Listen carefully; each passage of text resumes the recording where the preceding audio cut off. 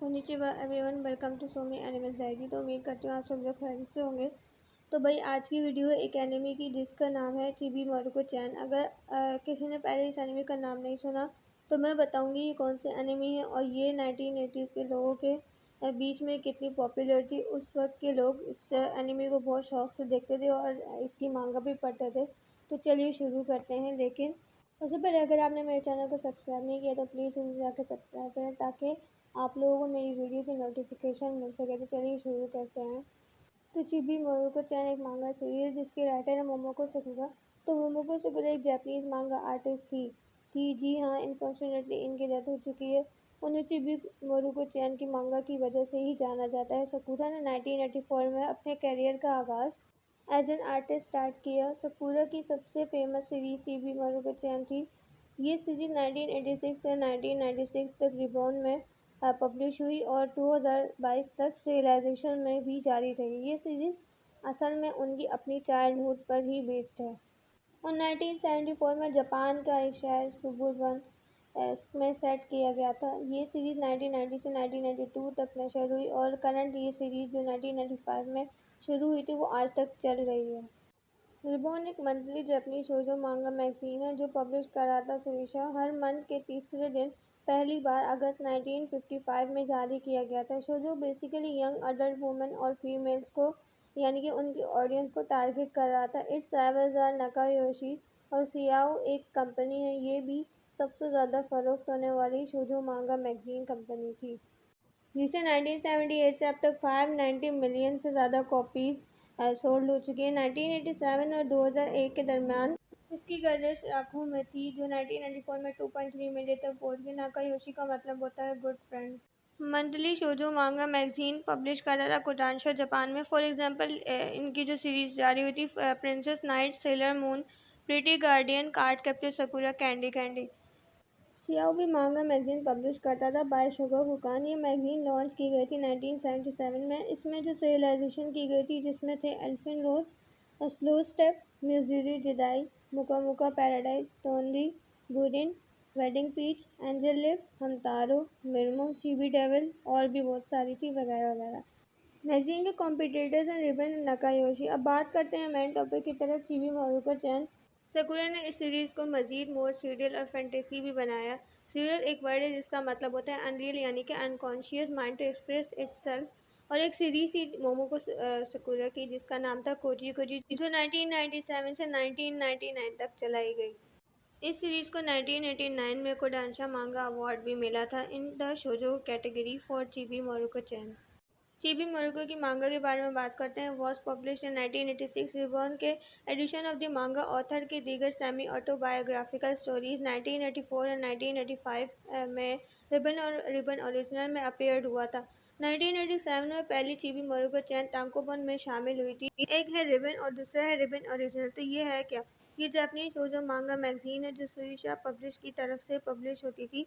Ribbon को एक sister magazine भी कहा जाता था जो पब्लिश हुई थी 1981 से 2006 तक। न्यू और आने वाली रिबन मांगा आर्टिस्ट की अक्सर शॉर्ट स्टोरीज पब्लिश किया करता था। रिबन मांगा इस्टेब्लिश वो आर्टिस्ट जिनको पॉपुलैरिटी में कमी आई थी उनको भी रिबन ओरिजिनल की तरफ से शॉर्ट स्टोरीज में और शॉर्ट सीरीज में भी पब्लिश करते थे और उस वक्त रिबन में चल रही सीरीज की साइड स्टोरीज भी इसी मैगजीन में थी।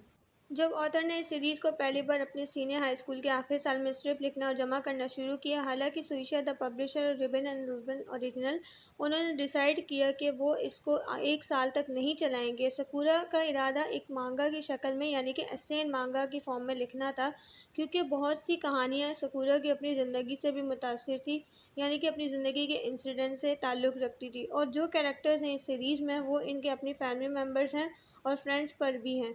द नॉस्टैल्जिक, हॉनेस्ट और thoughtful tone of the strips यही चीज़ है जिसकी वजह से सकुरा की कॉमिक और ज़्यादा पॉपुलर होने लगी। मारुको का स्टाइल और थीम कभी कभी क्लासिक कॉमिक सजाई सान से भी मिलता जुलता है। 1989 में मांगा को शोजो कैटेगरी के लिए कोडांशा मांगा अवार्ड भी दिया गया। 2006 तक जो कलेक्शन थी मांगा की उसमें 31 मिलियन से ज़्यादा कॉपीज़ में बेचा गया जिससे ये सबसे ज़्यादा सेलिंग होने वाली मांगा सीरीज़ में से एक थी। ऑन अप्रैल 2020 इसका सेकंड सीरीज़ अनाउंस हुआ था लेकिन कोविड-19 पैंडेमिक की वजह से इसे रोक दिया गया। फिर 14 जून 2020 को ये ऐलान किया गया था कि 31 जून 2020 को इस सीरीज़ को दोबारा चलाया जाएगा।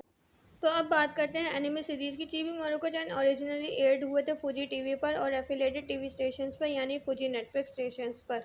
142 एपिसोड ब्रॉडकास्ट हुए थे जन 1990 में और 1992 तक।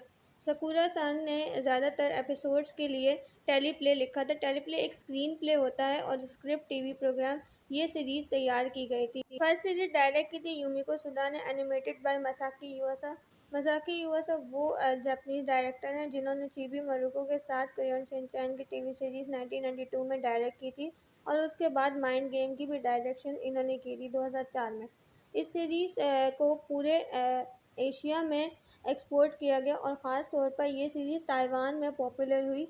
इसके अलावा 65 एपिसोड को अरेबिक में डब किया जिसे मोरुको असुगारा कहते हैं, जिसका मतलब है लिटिल मोरुको। जहां इस सीरीज़ ने हर उम्र के लोगों की तवज्जो हासिल की।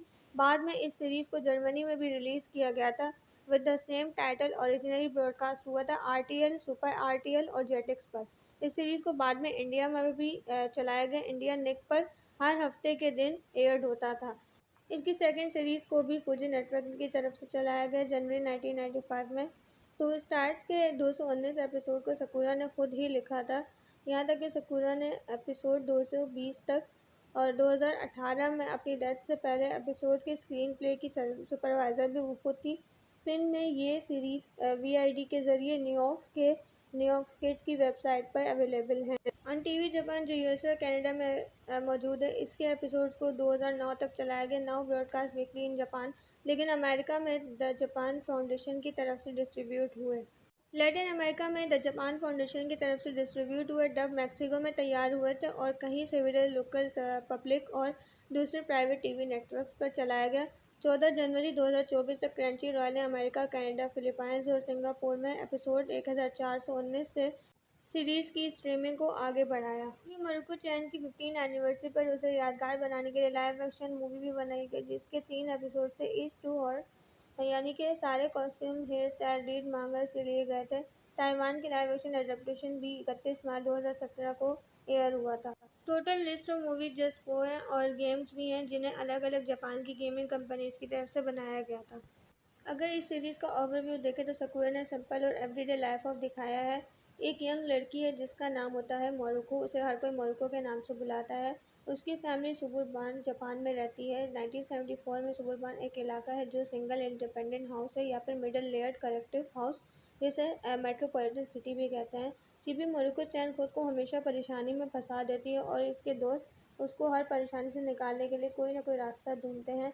ये series former of Eri district Shimizu, now a part of Shizuoka city, जहाँ चिबी मारुको-चैन की ऑथर यानी कि सकुरा खुद रहा करती थी। चिबी मारुको-चैन इसका निकनेम होता है। एक प्यारी सी ऑब्नोक्शियस 9 साल लड़की है। वो अपने दादा के साथ हर वक्त ट्रिक करती रहती है। अपने पैसे को खर्च करने के लिए ढेरों घंटे सोचती रहती है कि वो कैसे और कहाँ खर्च करेगी। वो बात भी करती है और फील भी करती है जैसे आम बच्चे करते हैं। मारुको के ग्रुप में 2 शरारती लड़के भी मौजूद होते हैं। As a part of the project, इस सीरीज़ को यादगार बनाने के लिए 35th एनिवर्सरी ऑफ मारुको-चैन अक्टूबर 2021 में ये ऐलान हुआ था कि first stage of this work, Chibi Maruko Chan the stage, तैयार किया जाएगा।